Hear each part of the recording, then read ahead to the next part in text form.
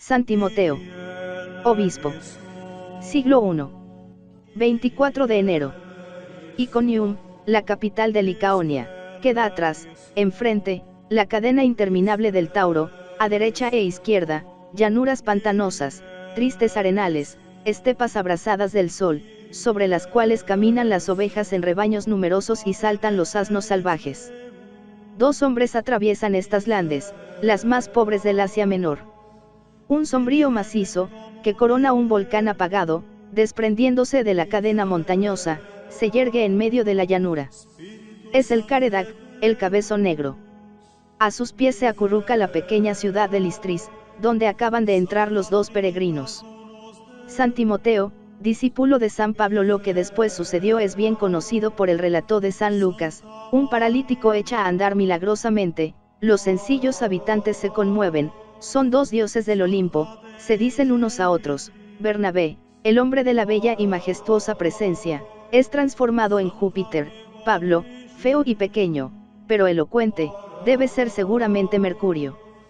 Llega el sacerdote con las víctimas, el pueblo se dispone a adorar y sacrificar, mientras los extranjeros se hurtan al entusiasmo popular.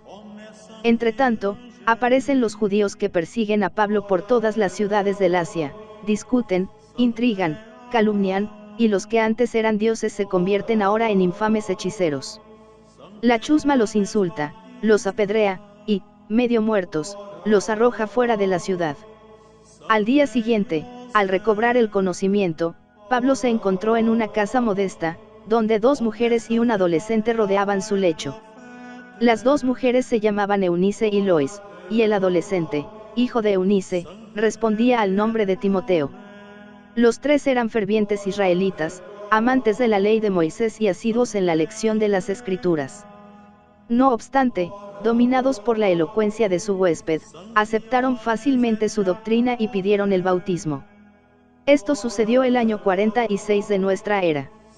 Un lustro después, recorriendo nuevamente las iglesias del Asia, Pablo encontró en el hogar de Eunice la misma fe, la misma hospitalidad, el mismo entusiasmo por la nueva doctrina. El germen plantado en el alma del adolescente habíase desarrollado de una manera espléndida. Viole, transformado en un hombre perfecto, constituido en la plenitud de Cristo, tan amable por la gracia como por la naturaleza. Ardiendo en deseo de lanzarle al ministerio de la predicación evangélica, preguntó por él en Listris, en Derbe, en Iconium, y como en todas partes le hablaban del joven con elogio, asocióle a sus trabajos y le puso en el número de los pastores de la iglesia. El apóstol y todos los sacerdotes impusieron sobre él las manos, y la gracia descendió con una fuerza que el apóstol no olvidará jamás. En los últimos meses de su vida hablaba de ella como de un fuego que había consumido en su discípulo todo espíritu de temor, propio de la antigua alianza, para reemplazarlo por el espíritu de Jesús, espíritu de fuerza, de amor y de sabiduría. Pero, hijo de matrimonio mixto, Timoteo era un incircunciso, y esto le impedía subir a la tribuna de las sinagogas y entorpecía su ministerio entre los israelitas. Para obviar estos inconvenientes, Pablo, hombre de resoluciones, obró con rapidez. Tomando al joven, dice San Lucas, le circuncidó por su propia mano, a causa de los judíos, pues todos sabían que su padre había sido pagano. Era un gesto de concordia, un cálculo de diplomacia. El rito exterior le importaba poco.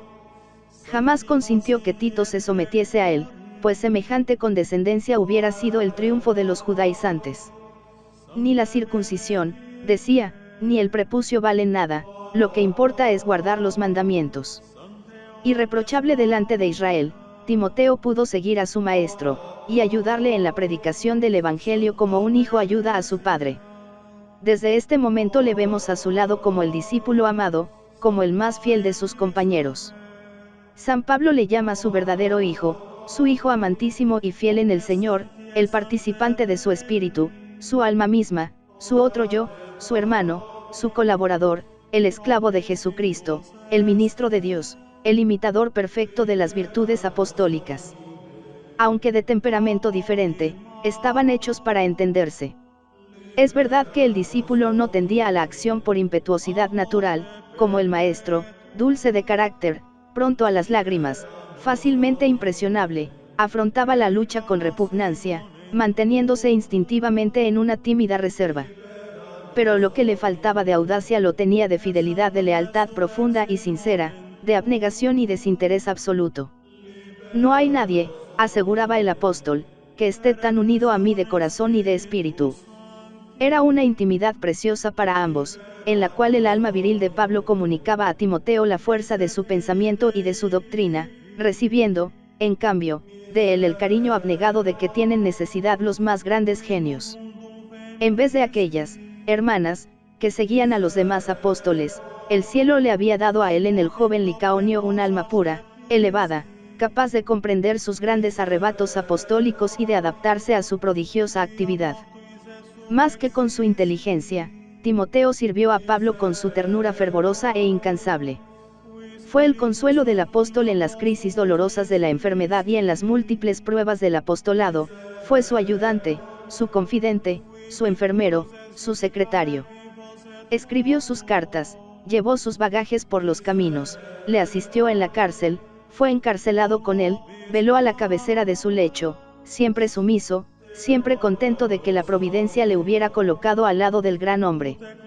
Le acompañó en su segunda y tercera misión, fue con él a Corinto, a Atenas, a Macedonia, le siguió a Éfeso, a Jerusalén, a Roma, a España.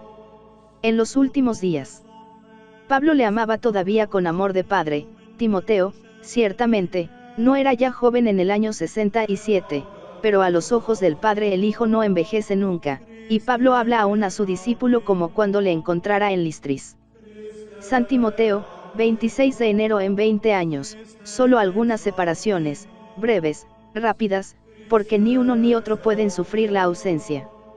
Pero Pablo se hace viejo, ya no puede correr, como el rayo, de oriente a occidente. Además, una y otra vez las cadenas le oprimen.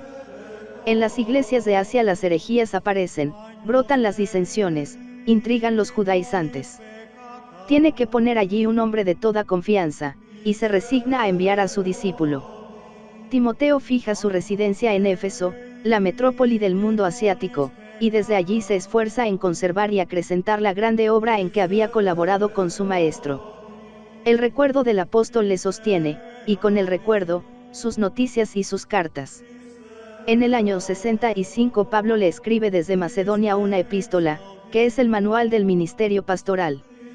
Familiarmente, como cuando charlaban sentados en los bancos de los mesones, le va recordando los varios aspectos de su actividad evangélica: buen orden en las asambleas litúrgicas, deferencia respetuosa con los poderes romanos, sumo cuidado en la elección de los jefes de las comunidades, armonía, honradez y pureza en las familias cristianas, circunspección y firmeza para mantener la autoridad de una iglesia, que es la asamblea del Dios vivo, la columna y firmamento de la verdad y la mirada mística donde se realiza el gran misterio de la piedad, y, sobre todo, mucha vigilancia frente a la charlatanería de los herejes y sus fábulas y sus genealogías interminables, locuras impertinentes, cuentos de viejas, doctrinas diabólicas, enseñadas por hipócritas, cuya conciencia está tiznada con los vicios, a pesar de su aparente austeridad, que los llevaba a condenar el matrimonio y el uso de la carne.